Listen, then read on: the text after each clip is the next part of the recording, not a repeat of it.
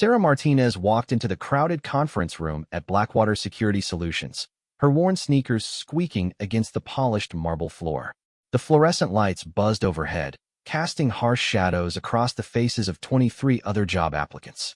Each person sat rigidly in their chair, wearing expensive suits and polished shoes that probably cost more than Sarah's entire monthly rent.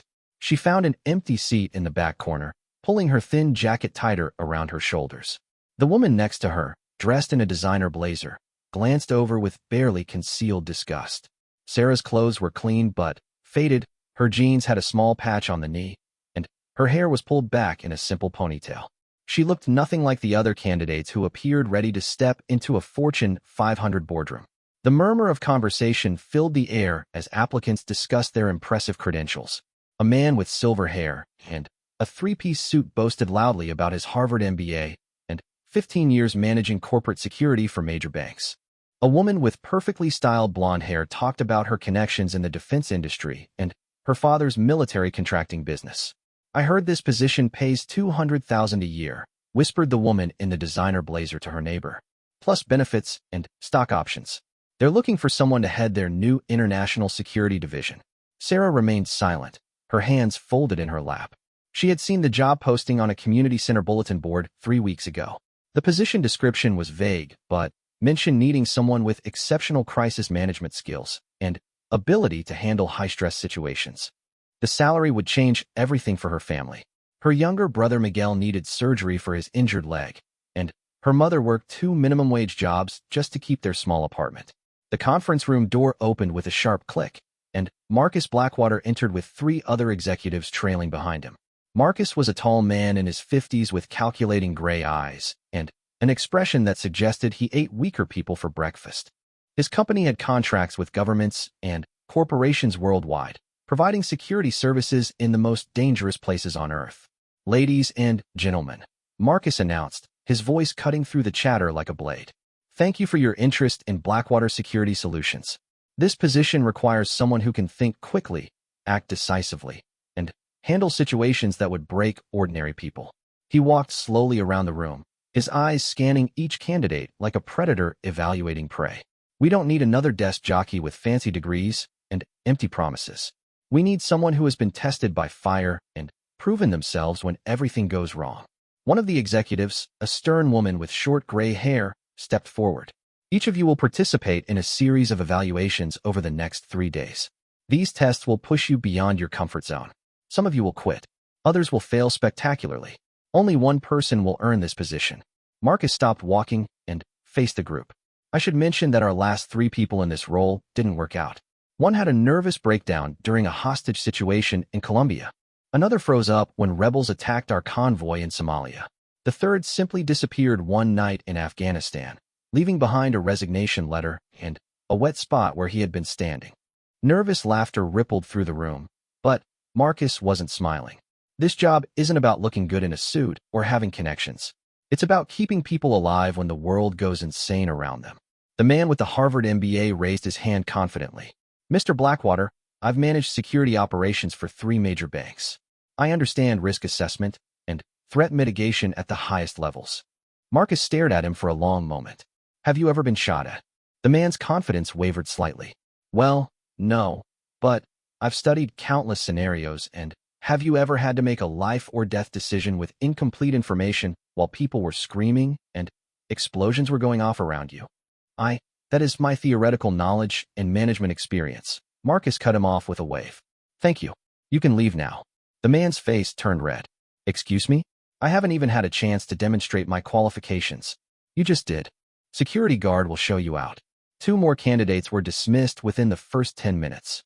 Marcus asked each person a simple question. "Tell me about the worst day of your life and how you handled it." Their answers revealed everything he needed to know. The woman with connections talked about missing a flight to Paris. A young man described losing money in the stock market. Another candidate complained about a delayed promotion at his previous job. Marcus looked disgusted. "Anyone else want to waste my time with stories about first-world problems?" Sarah remained silent, watching as more candidates were eliminated for various reasons. Some talked too much, others couldn't answer basic questions about geography or current events. A few seemed shocked that the job might actually involve danger. "You in the back corner," Marcus suddenly called out, pointing directly at Sarah. You haven't said a word. Are you mute or just not interested? Every eye in the room turned toward her. Sarah felt her heart rate increase, but her voice remained steady. I'm listening, sir. Learning about the position and the company before I speak. Smart. What's your name and background? Sarah Martinez. I'm 28 years old, originally from East Los Angeles. Marcus waited, but Sarah didn't continue. The silence stretched uncomfortably long. That's it, he asked. No impressive job titles? No fancy education? No family connections? You asked for my name and background. That's what I gave you. One of the other candidates, a woman with an expensive purse, laughed mockingly. This is ridiculous. What possible qualifications could she have for a position like this? Marcus held up his hand for silence, his eyes still fixed on Sarah. Ms. Martinez, what makes you think you're qualified for this job? Sarah met his gaze without flinching. I don't know if I am qualified, sir. But I'm here because I need the work, and I don't quit when things get difficult. That's hardly a qualification, scoffed the man with silver hair. We all need work. What we're discussing here requires actual expertise and experience. Sarah turned to look at him calmly. You're right.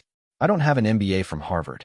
I can't name drop important people or talk about managing other people's money. But I can tell you that 3 weeks ago, I pulled 2 children out of a burning apartment building while their mother was at work, and the fire department was stuck in traffic. The room fell silent. Sarah continued in the same, even tone. Last month, I talked a veteran having a PTSD episode off the roof of our community center at 2 in the morning. 2 months ago, I spent 6 hours helping search for a missing elderly man with dementia who wandered away from his family during a street festival. Marcus leaned forward slightly. Go on. I work 3 part-time jobs to help support my family. I tutor kids in the neighborhood who can't afford private help. I volunteer at the community center teaching self-defense classes to women who've been victims of domestic violence. Sarah paused, her voice remaining steady. I don't have impressive credentials, but I know how to keep my head clear when other people are panicking. The woman in the designer blazer rolled her eyes. Those are just random good deeds, not professional qualifications. This is a corporate security position requiring sophisticated skills and connections. Sarah looked at her with mild curiosity. What would you do if armed men took over this building right now and started shooting people? The woman's mouth fell open. That's a ridiculous hypothetical question. Is it? Mr. Blackwater just told us that their previous employees faced rebel attacks and hostage situations. What would you actually do if someone kicked down that door with a gun? I would call security or the police. What if there was no time for that? What if you had 30 seconds to save the lives of everyone in this room? The woman had no answer. Neither did most of the other candidates, who were now looking uncomfortable and shifting in their seats. Marcus stood up slowly, a new expression on his face as he studied Sarah. Interesting perspective, Ms. Martinez. Tell me, what do you see when you look around this room? Sarah's eyes moved methodically across the space. 21 remaining candidates, including myself. 2 exit doors, main entrance we came through, and emergency exit on the far wall. The emergency exit has a crash bar, but might be alarmed. Windows on the west wall, 3rd floor, no fire escape visible from this angle. The conference table could be overturned for cover, but wouldn't stop bullets, only provide concealment. Marble floor would be slippery if anyone was bleeding. Fluorescent light fixtures could be broken to create darkness if needed. She paused, then continued. 3 of the men are carrying concealed weapons. Ankle holster, shoulder holster, and small of back. The woman 2 seats to my left has pepper spray in her purse. The man by the window keeps checking his watch and looking at the door, suggesting either anxiety or he's expecting someone. You and your executives are positioned to control both exits, and you're all wearing earpieces, which means security is monitoring this meeting. Marcus exchanged glances with his executives. How did you know about the concealed weapons? Body language, clothing adjustment, printing through fabric. The man with the ankle holster keeps unconsciously touching his leg. Shoulder holster guy's jacket hangs unevenly. Small of back carrier turns his body when he sits to avoid pressure on the weapon. And you noticed all this while sitting quietly in the corner? Situational awareness is automatic when you've lived in certain neighborhoods. You learn to read people and spaces quickly, or bad things happen. Marcus walked closer to Sarah's chair. What bad things? For the first time, Sarah hesitated. When she spoke, her voice was quieter but still controlled. My father was killed when I was 16. Wrong place, wrong time, caught in someone else's fight. I learned that day that the world can turn violent without warning, and the only person you can count on to protect yourself and the people you love is you. The room had gone completely silent. Even the woman in the designer blazer seemed subdued. I'm sorry for your loss, Marcus said, and he sounded like he meant it. How did that experience change you? It taught me to be prepared, to stay calm when others panic, to look for solutions instead of focusing on problems. And it taught me that sometimes the person who looks least qualified on paper is the one who shows up when everyone else runs away. Marcus nodded slowly. We'll continue these evaluations tomorrow at 8 a.m. sharp. Everyone who wants to proceed should report to the training facility downtown. The address will be emailed to you tonight. As people began filing out of the conference room, the woman in the designer blazer stopped beside Sarah's chair. Her voice was low and venomous. You might have impressed them with your little sob story, but this is a professional environment. Someone like you doesn't belong here. Sarah looked up at her calmly. You're probably right. But I'm going to find out tomorrow anyway. After everyone else had left, Marcus approached Sarah as she gathered her small purse. Ms. Martinez, can I ask you something? Of course, sir. What aren't you telling me? Sarah met his eyes for a long moment, then smiled slightly. Tomorrow you'll find out if that matters. She walked out of the conference room, leaving Marcus staring after her with a puzzled expression. Something about Sarah Martinez didn't add up, but he couldn't quite put his finger on what it was. Her situational awareness was exceptional, almost professional level. Her calm under pressure was remarkable, and there was something in her eyes that reminded him of soldiers he'd known, people who had seen real combat and lived to tell about it. As Sarah rode the bus home to her neighborhood, she stared out the window at the city passing by. The other passengers probably saw just another young woman coming home from a job interview. They couldn't see the memories playing in her mind, memories of desert sand and distant mountains, of midnight raids and split-second decisions, of brothers and sisters in arms who depended on each other for survival in places where mistake meant death. She pulled out her phone and looked at a photo of her younger brother Miguel. His leg had been shattered in a car accident 6 months ago, and the insurance company was fighting every claim. The surgery he needed would cost more than her mother made in 2 years. This job, if she could get it, would change everything for her family. But tomorrow's evaluations would be dangerous territory. She would have to show enough skill to impress Marcus Blackwater, but not so much that he started asking questions she couldn't answer. Questions about where a young woman from East Los Angeles had learned to read a room like a special operations soldier. Questions about why her situational awareness was so finely tuned. Questions about what she had really done before coming to this interview. Sarah closed her eyes and felt the familiar weight of secrets she carried. Some stories were too dangerous to tell, even when the truth might help her get what she needed most. Tomorrow she would walk a very thin line between showing her capabilities and revealing her past. The job could save her family's future, but the wrong question could destroy the new life she had built far from the desert battlefields where she had earned skills that didn't officially exist. The bus pulled up to her stop, and Sarah stepped off into the familiar chaos of her neighborhood. Tomorrow would bring new challenges, but tonight she would have dinner with her mother and brother, help Miguel with his physical therapy exercises, and try to forget about the weight of memories that sometimes made it hard to sleep. She had told Marcus Blackwater that she didn't quit when things got difficult. What she hadn't told him was that she had already survived situations that would have broken most of the people in that conference room.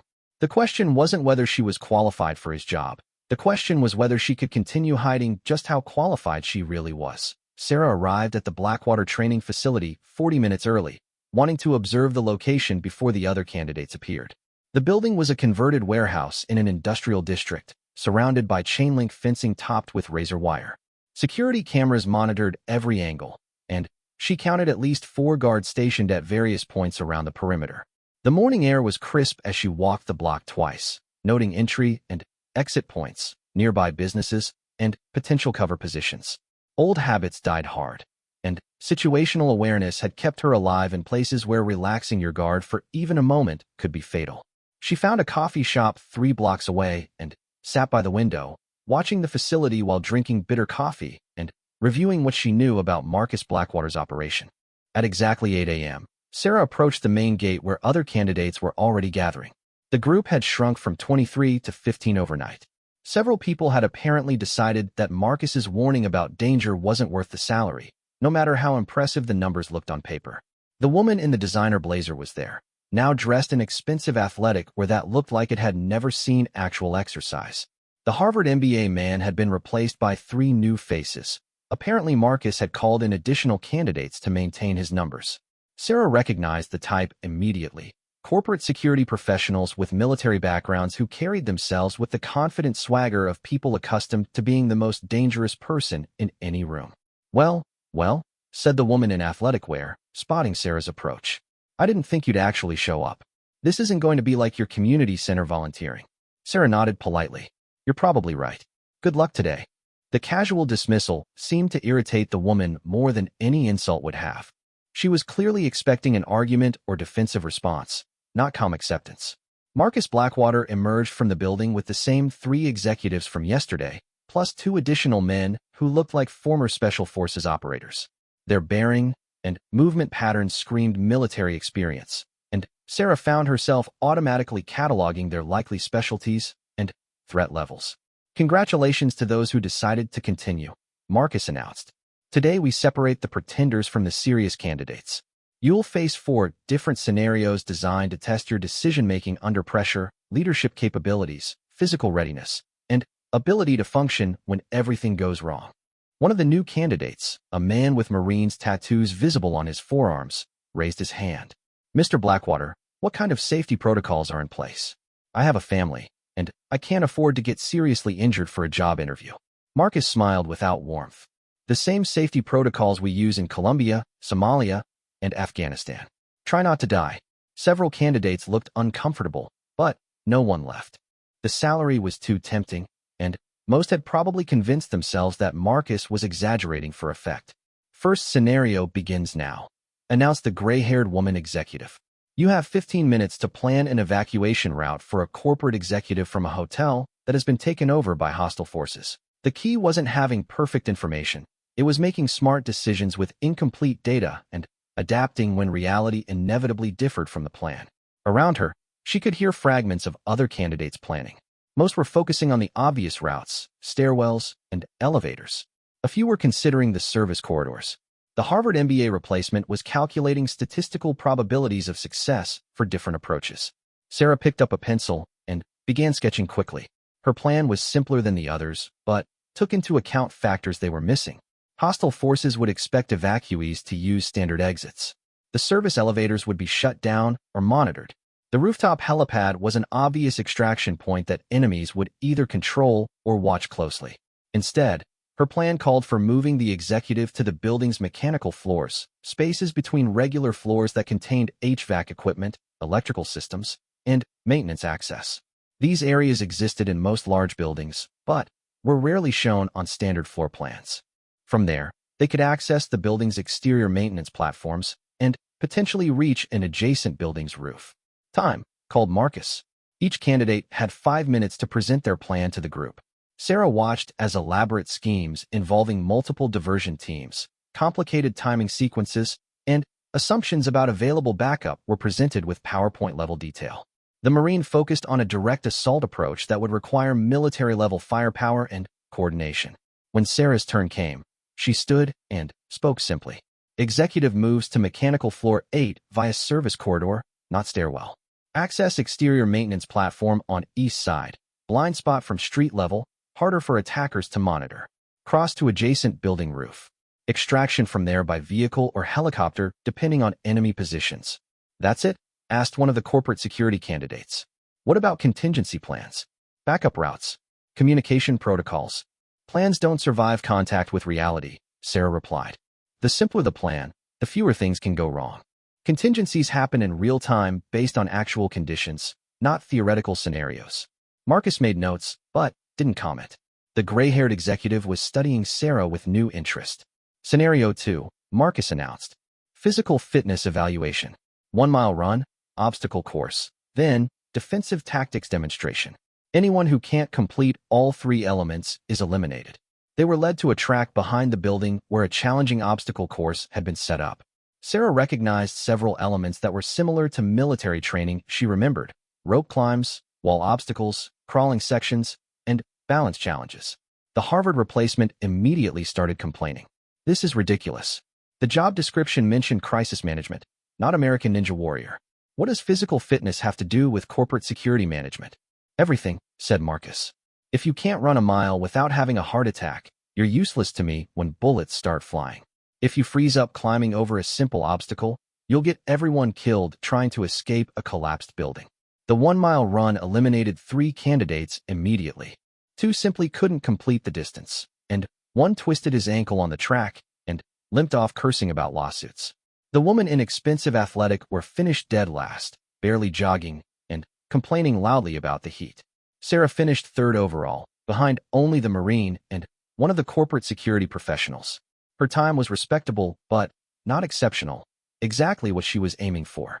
Fast enough to pass the test, not fast enough to raise questions about where she had trained. The obstacle course was more revealing. Most candidates struggled with the rope climb, several failed completely at the wall obstacles, and the balance challenges eliminated 2 more people. Sarah moved through the course smoothly but not spectacularly, finishing in the middle of the pack. She had deliberately slowed down on several obstacles where her muscle memory wanted to take over. But the defensive tactics demonstration was where things got interesting. Pair up, instructed one of the special forces-looking instructors. Each pair will demonstrate basic self-defense techniques. Nothing fancy, just prove you won't be completely helpless if someone grabs you. Sarah found herself paired with the Marine, a stocky man named Rodriguez who had been eyeing her skeptically all morning. He clearly expected this to be an easy demonstration where he played the role of attacker against someone he assumed had minimal training. Just grab my wrist like you're trying to control me, Sarah said quietly. I'll show a basic escape technique. Rodriguez gripped her wrist firmly, using more force than necessary for a demonstration. He was making a point about strength differences and probably expected her to struggle helplessly. Instead, Sarah twisted her arm in a smooth motion that broke his grip instantly and left him slightly off balance. The technique was simple and textbook perfect, but Rodriguez's eyes widened slightly. Her movement had been too smooth, too automatic. Not bad, he said, resetting his grip. Try it again, but I'll hold on tighter this time. He was now treating this like a real test instead of a demonstration. His second grip was genuinely difficult to break, the kind of hold an attacker might use. Sarah paused for a moment, calculating. She could break free easily, but it would require techniques that would raise serious questions about her background. Instead, she struggled realistically for several seconds before executing a different escape technique, one that any woman who had taken basic self-defense classes might know. Rodriguez nodded approvingly, but she caught him studying her more carefully. Around them, other pairs were having mixed results.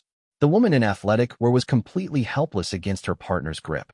Several of the corporate security professionals demonstrated competent, but basic techniques. One of the new candidates showed impressive skills that suggested serious martial arts training. Switch roles, called the instructor. Defenders become attackers. Now Sarah was supposed to grab Rodriguez's wrist while he demonstrated an escape technique. But, as she reached for his arm, her peripheral vision caught movement that made her blood run cold.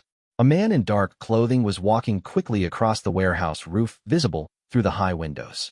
He carried something that looked like it might be a weapon, and his movement pattern suggested he was trying to avoid being seen by the people on the ground.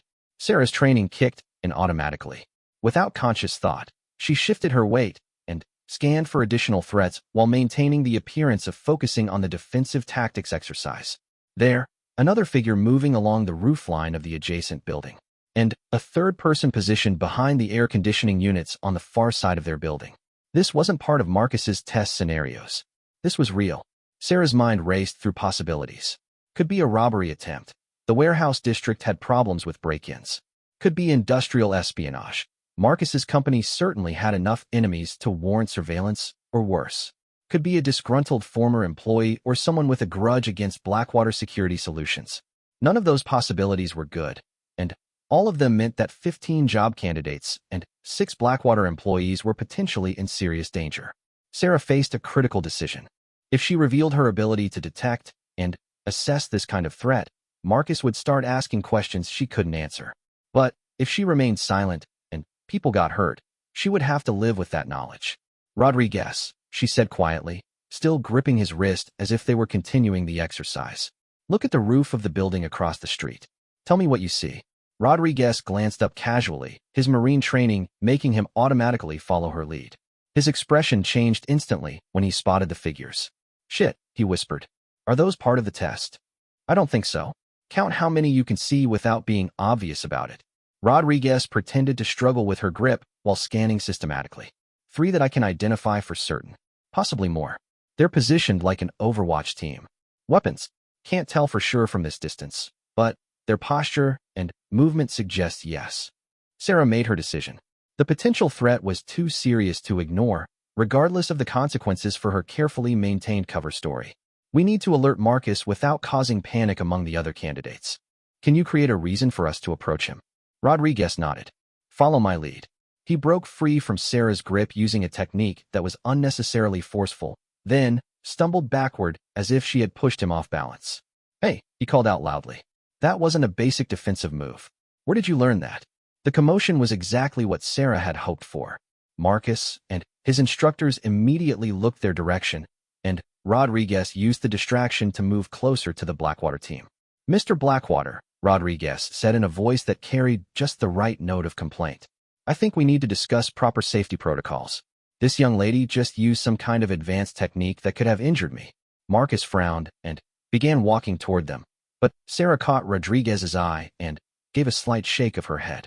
They needed to communicate the threat without alerting the figures on the rooftops that they had been spotted. As Marcus approached, Sarah spoke clearly but not loudly.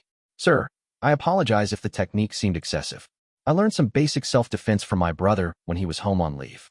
He always said awareness of your surroundings was as important as knowing how to defend yourself. The word surroundings was emphasized just enough that Marcus, with his military background, would understand this was more than an apology. Sarah tilted her head slightly toward the windows while maintaining eye contact with him. Marcus was clearly confused by the exchange, but his training made him automatically scan in the direction of Sarah's subtle indication. When he spotted the figures on the rooftops, his expression changed completely. Interesting technique, he said calmly. Rodriguez, why don't you and Ms. Martinez demonstrate it again for everyone? Move closer to the center of the room where we can all see clearly. The instruction accomplished multiple goals. It moved the candidates away from the windows, gathered them in a more defensible position, and allowed Marcus to signal his team without alerting the potential threats. Sarah watched as Marcus made subtle hand gestures to his executives and instructors. Within seconds, the Blackwater personnel had shifted positions to create better coverage of the room's exits and approaches. One of the former Special Forces instructors had disappeared entirely, probably to investigate the rooftop situation. Actually, Marcus announced to the group, let's take a 15-minute break. Water and energy bars are available at the refreshment station. Stay inside the building, please. We don't want anyone wandering off and getting lost. Most of the candidates moved toward the refreshment area, grateful for the break. But Sarah noticed that Marcus was now standing where he could see both the main entrance and the emergency exits while maintaining visual contact with his remaining team members. Rodriguez appeared at her elbow. Nice catch, he said quietly. Most people wouldn't have spotted that. I pay attention to my surroundings, Sarah replied. Like I told Marcus. Uh-huh. And where exactly did your brother serve that he taught you to scan rooftops for Overwatch positions? Sarah met his eyes steadily. He served in a lot of places. He taught me that staying alive means always being aware of what's happening around you. Rodriguez studied her for a long moment, clearly recognizing that there was more to Sarah Martinez than she was revealing. But before he could ask another question, the lights in the warehouse went out. Emergency lighting kicked in immediately, bathing everything in red shadows. Outside, car alarms started going off, and the distant sound of sirens could be heard approaching. Everyone stay calm, Marcus called out, his voice cutting through the sudden tension. This appears to be a power outage affecting the entire district. Please remain where you are while we assess the situation. But Sarah could see what the other candidates couldn't. Marcus and his team were now moving with the fluid precision of people preparing for combat. Whatever was happening wasn't just a power outage, and the figures on the rooftops were probably just the beginning of their problems. The emergency lighting cast eerie red shadows across the warehouse as Sarah counted 15 seconds of silence. Marcus was already moving, speaking rapidly into his radio headset while his team took defensive positions. Alpha Team, report status. Bravo Team, secure the secondary exits. Charlie Team, give me a count on hostiles and their equipment. The job candidates reacted with predictable chaos. Several people started screaming, others dropped to the floor, and the woman in expensive athletic wear was hyperventilating near the refreshment table. Only Rodriguez and two of the corporate security professionals maintained any semblance of composure. Everyone listened carefully, Marcus commanded, his voice cutting through the panic. We are under attack by unknown hostiles. Follow my instructions exactly, and you might live through this. Attack? Shrieked one of the new candidates. This is insane. Call the police. Call the FBI. The power grid is down, and I'm willing to bet communications are jammed, Marcus replied grimly. We're on our own until my external teams can respond. Sarah found herself automatically assessing the tactical situation. The warehouse had thick concrete walls that would provide good cover against small arms fire, but the high windows were vulnerable to sniper positions. The main floor was too open. They needed to move the civilians to a more defensible location. The sound of gunfire was getting closer, accompanied by the distinctive thump of grenades or other explosives. Whatever force had attacked the building was well-equipped and moving systematically through the facility. Mr. Blackwater, Sarah said quietly, moving to his position. This main floor is a kill zone if they breach from multiple directions. Is there a more secure location we can move to? Marcus looked at her with surprise. Most people in this situation would be asking when the police were coming or demanding to know why this was happening. Sarah was thinking tactically about defensive positions and civilian evacuation. Basement level has a safe room and alternate exit routes, he replied. But getting 15 panicked civilians down 2 flights of stairs while under fire. He shook his head. Half of them will get everyone killed. Then, we need to calm them down first. Give them something to focus on besides their fear. Rodriguez appeared beside them. I can help control the group. Marines taught me a few things about leadership under pressure. Sarah nodded. Good. We need to move now, before they complete their breach of the main level. Marcus stared at both of them. You're awfully calm for job candidates who just wanted a corporate security position. Before either could respond, the warehouse's main doors exploded inward in a shower of metal and smoke. 6 figures in tactical gear and face masks charged through the opening, their weapons sweeping the room with professional precision. Everyone on the ground. Hands visible. Anyone moves, everyone dies. The voice was heavily accented, but the English was clear. Sarah's mind automatically cataloged details even as she raised her hands and slowly lowered herself to the floor. The attackers were using suppressed weapons and coordinated movement patterns that suggested special operations training. Their gear was expensive and well-maintained. This wasn't a random robbery or terrorist attack. This was a professional military operation. The leader of the assault team spoke into a radio headset, while his men maintained security positions. Package is not present. Repeat, target individual not at this location. Proceeding to interrogation of staff and elimination of witnesses. Sarah's blood ran cold. They were looking for someone specific, probably Marcus himself. And their plan included killing everyone present to avoid leaving witnesses. The job candidates weren't just caught in the crossfire. They were about to be systematically murdered. Marcus was lying on the floor about 20 feet away, close enough for Sarah to see the calculation in his eyes. He was planning something, probably trying to coordinate with his remaining team members who had taken cover positions throughout the building. But Sarah could see what Marcus couldn't. One of the attackers was moving to flank their position from the emergency exit, while another was setting up what looked like an explosive device near the main support beam. They weren't just planning to kill the witnesses, they were going to bring down the entire building to hide the evidence. The woman in athletic wear was sobbing loudly, attracting unwanted attention from the assault team leader. You, quiet one making noise. Stand up slowly. The woman struggled to her feet, shaking violently. Please don't hurt me. I have children. I'll do anything you want. Where is Marcus Blackwater? Which one of these people? I don't know. We're just job applicants. We only met him yesterday. The assault leader raised his weapon toward her head. Wrong answer. Sarah made a decision that would change everything about her carefully constructed civilian identity. She couldn't watch innocent people be executed, regardless of the consequences for her cover story. Wait, she called out, her voice carrying the tone of command that had once led special operations missions in hostile territory. You're making a mistake. Every weapon in the room swiveled toward her. The assault leader gestured for his men to hold fire while he approached Sarah's position on the floor. You have something to say? Sarah met his eyes without flinching. Your intelligence is wrong. Marcus Blackwater isn't here because he never comes to these recruitment events personally. He sends his executives to handle the initial screening. It was a complete lie, but delivered with such confidence that the assault leader paused to consider it. You know this how? Because I've been tracking his personal schedule for 6 months, planning the best way to get close to him. I'm not really a job applicant. The lie was dangerous, but necessary. Sarah was betting that the assault team would be more interested in intelligence about their target than in immediately killing potential witnesses. Marcus was staring at her with an expression of complete bewilderment. Rodriguez looked like he was trying to process what was happening. The other candidates seemed frozen with terror. Explain, the assault leader demanded. Sarah slowly pushed herself up to a sitting position, moving carefully to avoid triggering any nervous reactions from the heavily armed men surrounding them. I've been hired to gather information about Blackwater's operations. Personal security details, travel schedules, location of his private residences. This recruitment event was supposed to be my way inside his organization. Hired by whom?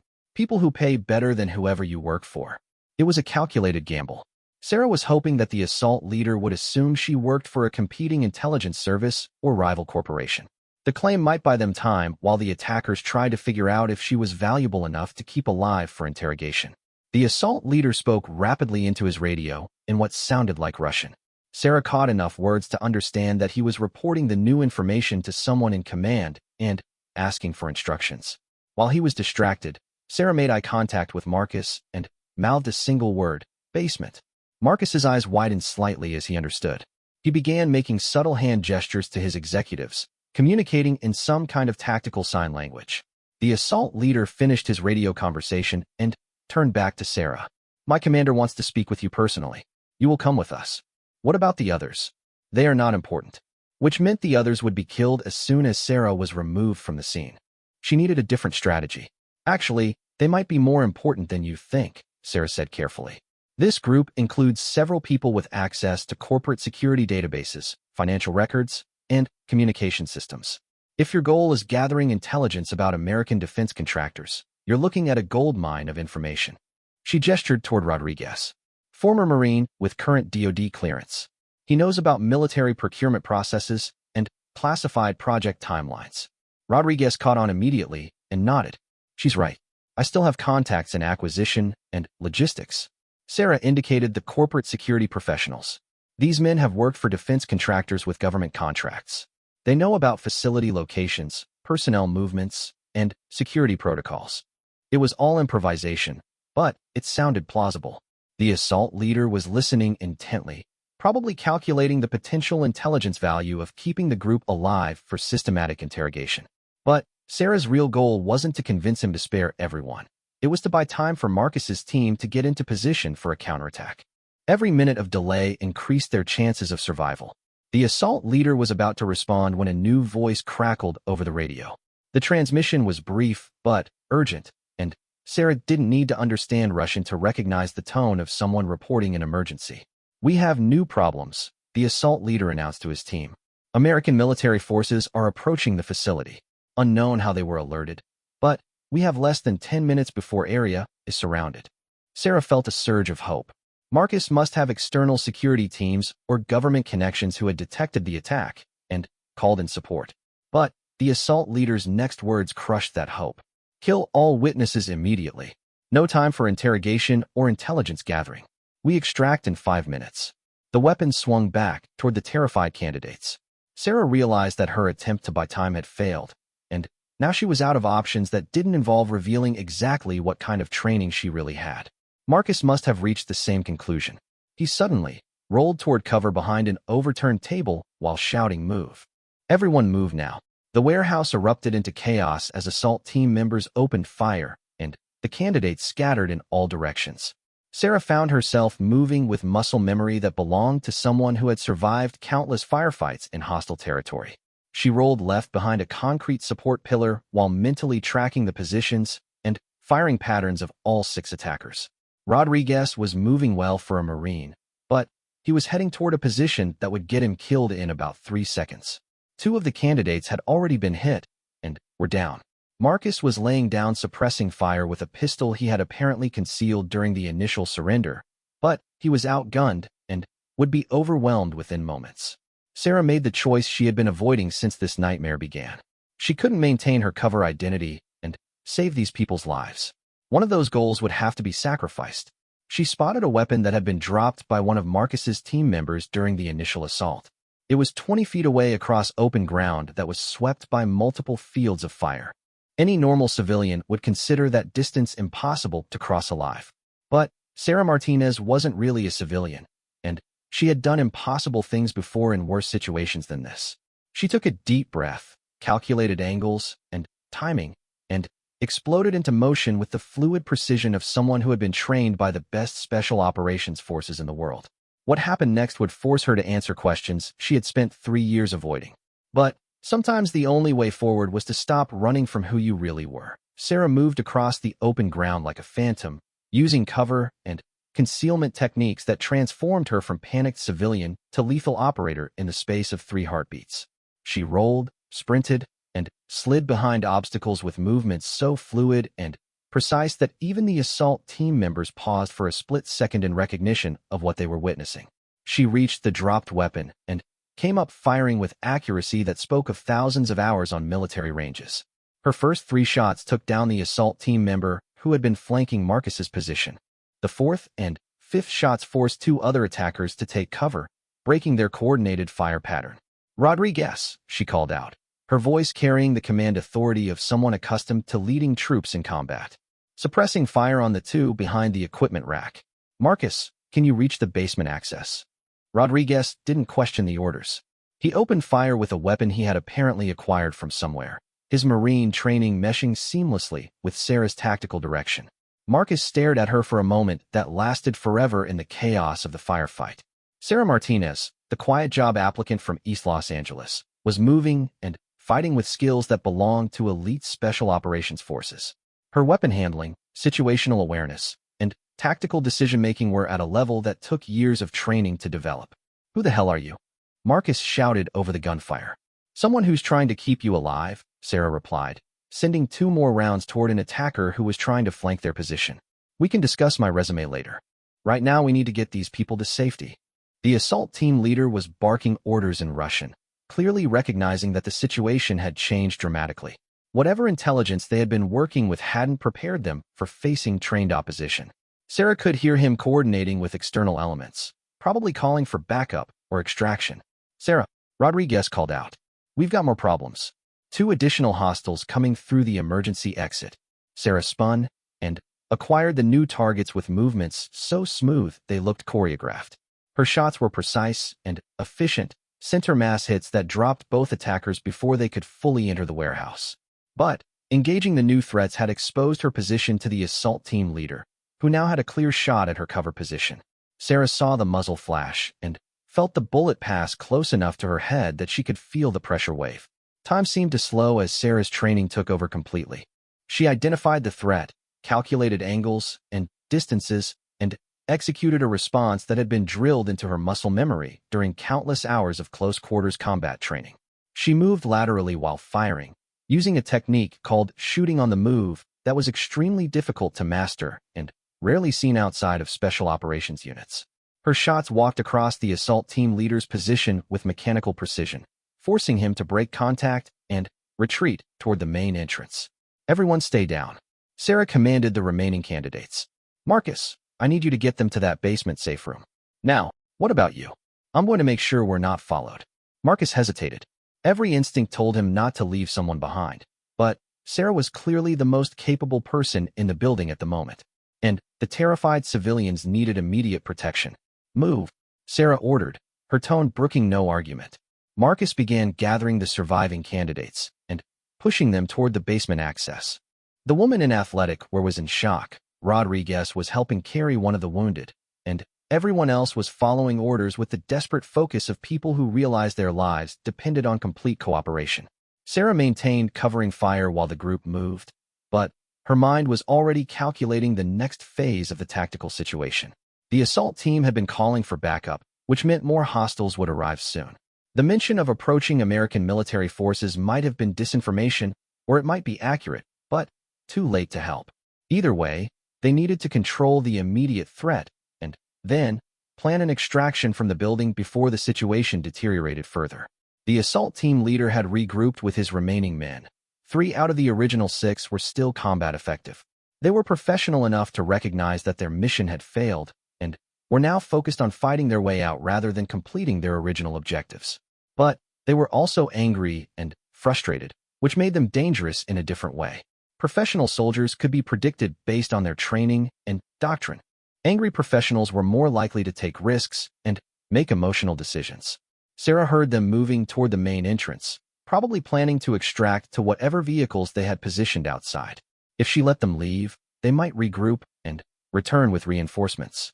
But if she pursued them, she would be leaving the civilians unprotected. The decision was made for her when she heard the unmistakable sound of grenades being armed. The assault team wasn't just extracting, they were planning to destroy the building and everyone in it. Sarah sprinted toward the basement access, her mind racing through options. The safe room would protect the civilians from small arms fire and even some explosives. But if the assault team brought down the main structure, being underground might just mean being buried alive. She reached the basement level and found Marcus sealing the safe room door behind the group.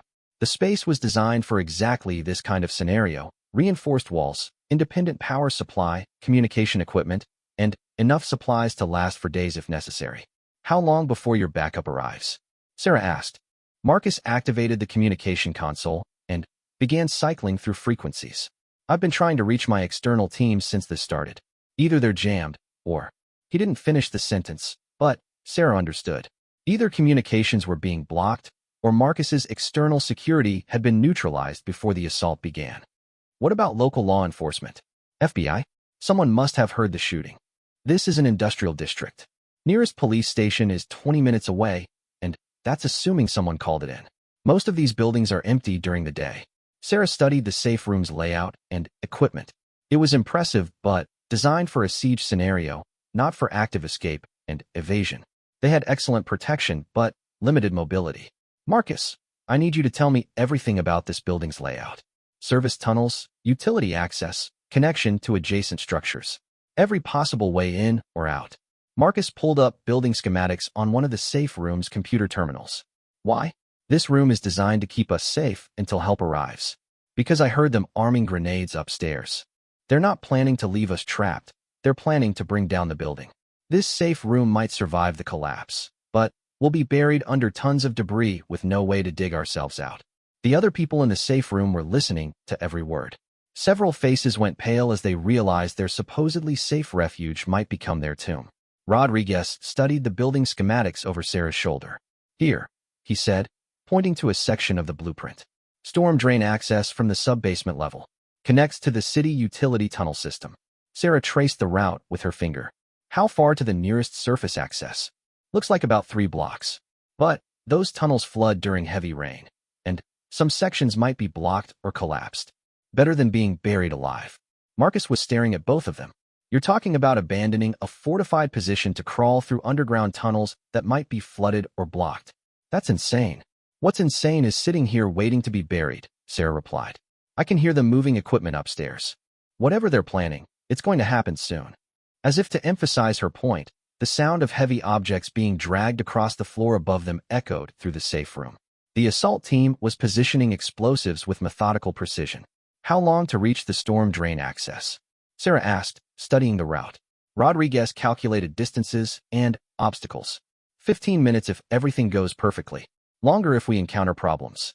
"And how long do you think we have before they detonate whatever they're setting up?" Marcus checked his watch. "Based on standard military demo procedures, probably 10 to 12 minutes if they want to be clear of the blast radius." Sarah made the decision for all of them. "We're leaving. Now. Anyone who wants to stay in this safe room is welcome to take their chances with the explosives." The woman in athletic wear started crying again. "This is impossible. I can't crawl through tunnels.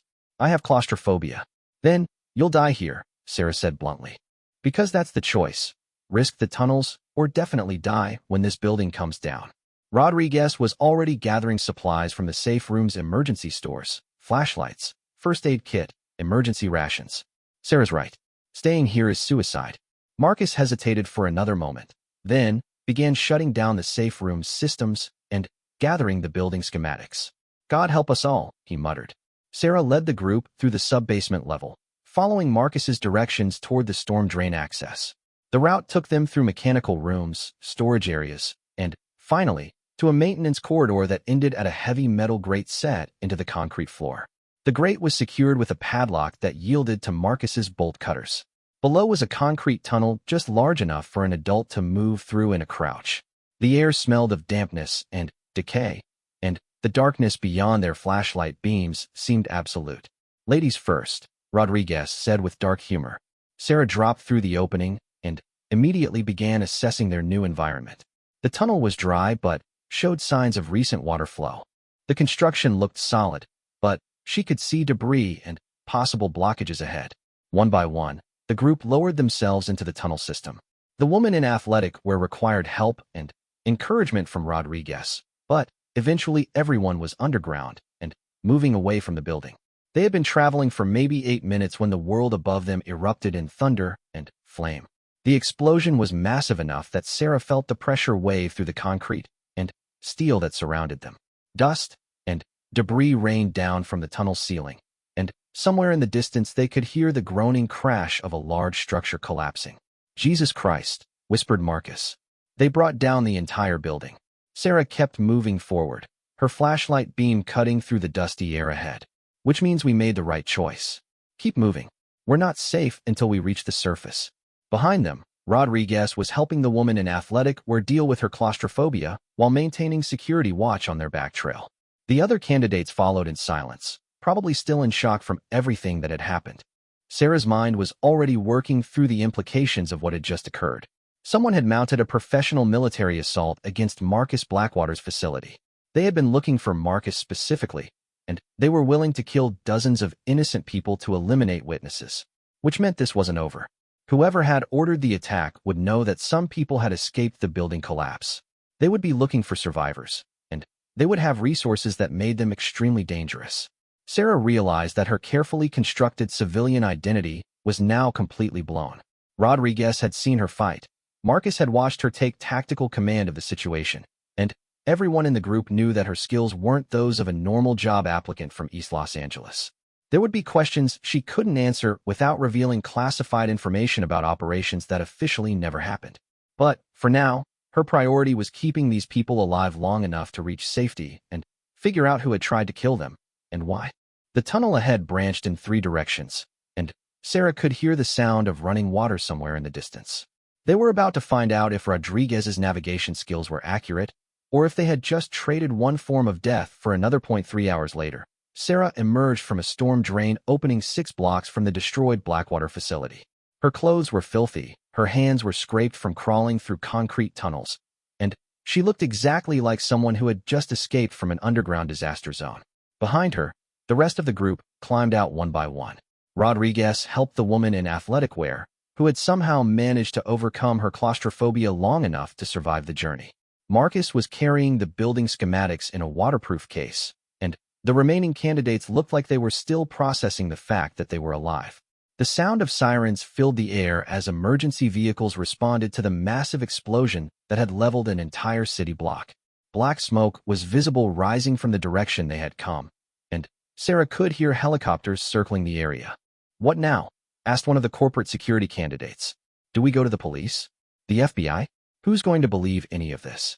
Marcus was studying the smoke column with a grim expression. "First we find out who's responsible. Then, we figure out why they wanted me dead badly enough to destroy an entire building and kill innocent people." Sarah was scanning the area automatically, looking for surveillance, potential threats, and escape routes. The habits of operational security were impossible to turn off, especially after what they had just survived.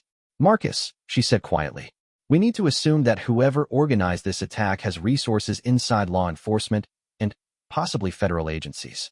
Going to the authorities right now might just paint targets on our backs." Rodriguez nodded agreement. "She's right. This was too professional, too well-coordinated to be just a private operation. Someone with serious backing wanted you eliminated."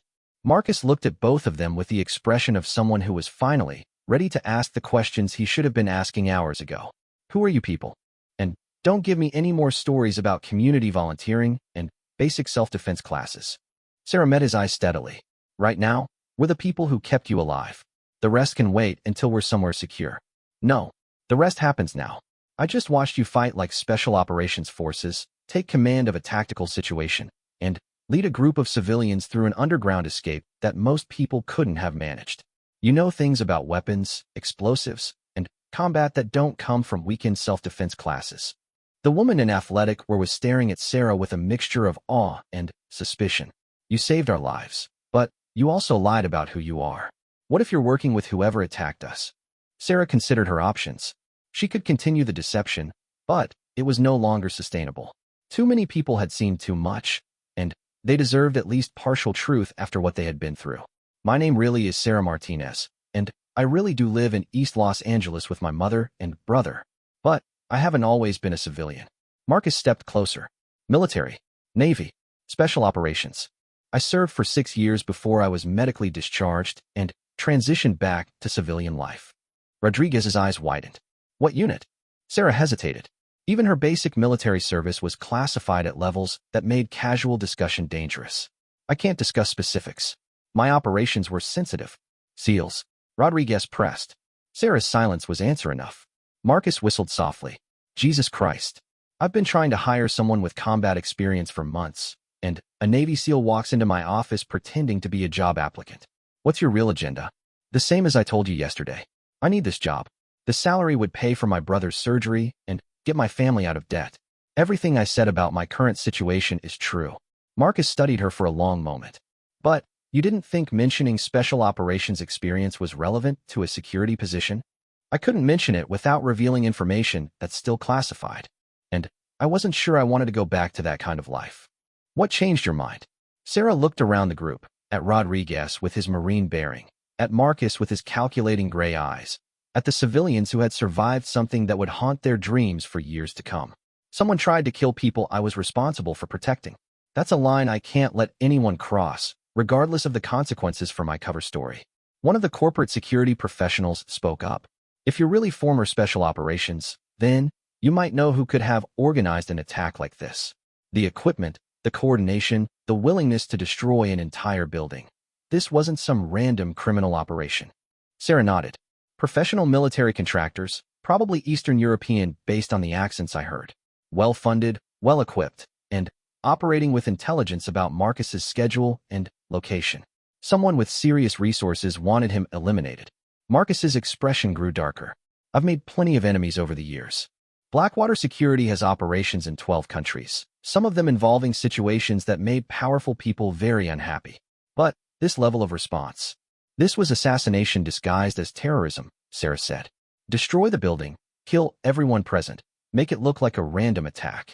No witnesses, no survivors to describe the attackers or their methods. Rodriguez was listening intently. So what's our next move? We can't go to law enforcement if we don't know who to trust. We can't go home because they might be watching our families. And we can't hide forever. Sarah had been thinking about exactly that question during their underground journey. We need intelligence. Who ordered the attack, what resources they have, whether they know we survived the building collapse. And we need to do it without exposing ourselves to additional risk. Marcus smiled grimly. You're talking about conducting a counterintelligence operation against unknown hostiles who just demonstrated they're willing to level city blocks to achieve their objectives. Yes, that's insane. Probably. But it's also the only way to ensure our families stay safe. If we just disappear and try to hide, they'll eventually find us. If we go to authorities who might be compromised, we could be walking into a trap. The only option is to take the fight to them before they can regroup and try again. The woman in athletic looked horrified. Are you suggesting we become vigilantes? Take the law into our own hands. I have a life, a career, responsibilities. I can't just disappear and play soldier. Sarah looked at her with understanding, but no sympathy. You can walk away right now. Go to the police. Tell them you were a job applicant who got caught in a terrorist attack. Hope they can protect you. That's your choice. But you don't recommend it. I think you'll be dead within a week. These people don't leave loose ends. And you're a witness who can identify their methods and equipment. Marcus was studying Sarah with new interest. If we do this, and I'm not saying we should, what would you need? Access to your intelligence files, financial records, and enemy lists. Information about current operations that might have triggered this response. And I need operational freedom to pursue leads wherever they go. You're talking about giving a civilian access to classified corporate information and carte blanche to conduct covert operations. I'm talking about giving a former Navy SEAL the tools to find out who tried to kill us and stop them from trying again. Rodriguez stepped forward. Count me in. Marines don't leave people behind, and these bastards killed innocent civilians. Marcus looked around the group. Several people were clearly terrified and wanted nothing more than to return to their normal lives. But others were nodding agreement with Sarah's assessment. There's something else, Sarah said quietly. If we do this, there's no going back to our old lives. Once we start hunting these people, we become legitimate targets for elimination. Anyone who joins this operation needs to understand that they're committing to see it through to the end. The woman in athletic took a step back. This is crazy. You're talking about starting a war. No, Sarah replied. I'm talking about finishing one. They started it when they decided to murder innocent people. Now we decide how it ends. Marcus made his decision. I've got safe houses, weapons, equipment, and enough liquid assets to fund an operation. My company has been attacked, my employees have been killed, and my reputation has been destroyed. I want these people identified and neutralized. Neutralized? Asked one of the candidates. Marcus's smile was cold. I mean killed. This isn't a law enforcement operation. It's war. And, in war, you eliminate threats permanently. Sarah felt something shift inside her, like a switch being thrown after years of remaining in the off position. The part of her that had learned to kill efficiently in defense of American interests was awakening from its forced retirement. All right, she said. But we do this my way, using my methods, following my operational security protocols. Anyone who can't accept that level of discipline should leave now. 3 people walked away immediately, including the woman in athletic wear. That left Sarah, Marcus, Rodriguez, and for others who were committed to seeing this through. Sarah looked at her new team, a mix of military veterans, corporate security professionals, and civilians who had just discovered they were stronger than they had known. It wasn't the squad she would have chosen, but it was what she had to work with. First priority is establishing secure communications and a base of operations, she announced. Second priority is gathering intelligence on our attackers. Third priority is identifying their command structure and financial backing. What's the fourth priority? Asked Marcus. Sarah's smile was as cold as his had been. Making sure they never threaten innocent people again. As the group began moving toward Marcus's vehicle, Sarah pulled out her phone and sent a single text message to a number she hadn't used in 3 years. The message was brief. Package compromised. Need extraction protocols. Ghost. Within minutes, her phone buzzed with a reply. Understood. Assets being positioned. Welcome back to the world. Sarah deleted both messages and rejoined the group. Her brother Miguel would still need his surgery, and her mother would still struggle with bills. But some things were more important than money, and some fights were worth the cost of returning to a life she had tried to leave behind. The war had found her despite all her efforts to stay hidden. Now it was time to remind her enemies why Navy SEALs never truly retire. They just wait for the right moment to return to the shadows where they belonged. As they drove away from the scene of destruction, Sarah began planning the first phase of an operation that would take her from the community centers of East Los Angeles back to the deadly world of covert warfare. The question wasn't whether she could complete the mission. The question was whether she could do it without losing the humanity she had fought so hard to reclaim. Behind them, the smoke from the destroyed building continued to rise into the evening sky, carrying with it the last remnants of Sarah Martinez's carefully constructed civilian life. What emerged from those ashes would be something far more dangerous than Marcus Blackwater's attackers had ever imagined.